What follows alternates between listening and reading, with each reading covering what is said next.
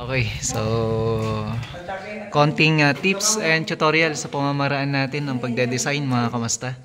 Paano nga ba yung paraan kapag ikaw ay magde-design ng may dati ng kisame? So actually to, nahuli lang talaga mga kamasta na lalagyan namin ng design nyo sapagkat tinapos muna namin yung high ceiling.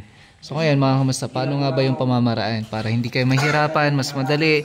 Ano nga ba yung materials na pwede natin gamitin? Para hindi kayo, kumbaga, mas madali na lang para gawin mga kamasta, no?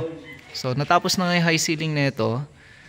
Kung mapapansin niyo, tinapos na rin namin yung mga part na, kumbaga, yung pintura mga kamasta, no? So, ano nga ba yung mga materials na ginamit namin dyan? Akit tayo sa taas para makita nyo. So, andito yung mga tropa sa trabaho para maayos at magawa na ng disenyo. Yung existing na kisame na kung saan may design. Okay?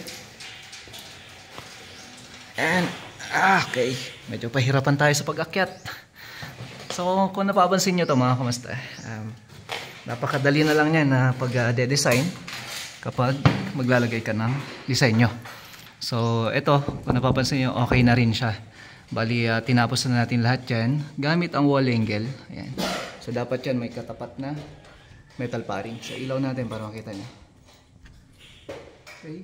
So hindi ka pwedeng maglagay ng isang disenyo na walang tinatamaang matigas na bagay. O kaya naman pagkakapitan ng block screw natin. So usually pwede rin na metal paring, pwede rin na wall angle. So sa paggagawa na ito mga kamasta, kapag may mga ceiling na yan, madali na lang i-trace yan. Gagawan nyo ng butas, tapos hanapin nyo yung framing nya. Kung kulang ng framing, pwede nyo naman pong dagdagan, kagaya nito. So pwede nyo lagyan ng metal paring para yun ang pagkakapitan nya. So, tingnan natin. So bali may metal paring sa tabi nya. Ngayon naglagay tayo ng panibago. Ngayon naka-double U-clip yan. Kung saan madali na lang yan isusuksok pagka magde-design ka. Dapat kapit dun sa may carrying channel natin. So yung pamamaraan na ganito, mas mapapadali mo siyang trabahuin. So gamit lang yung block screw. Kapag gypsum board, pwedeng-pwede yan. Kahit anong uri ng board, mga kamasta, pwedeng-pwede rin. Kahit sa may PVC panel natin, pwedeng-pwede nyo gawin yung ganitong paraan. Okay? So, yung sa ganitong pamamaraan,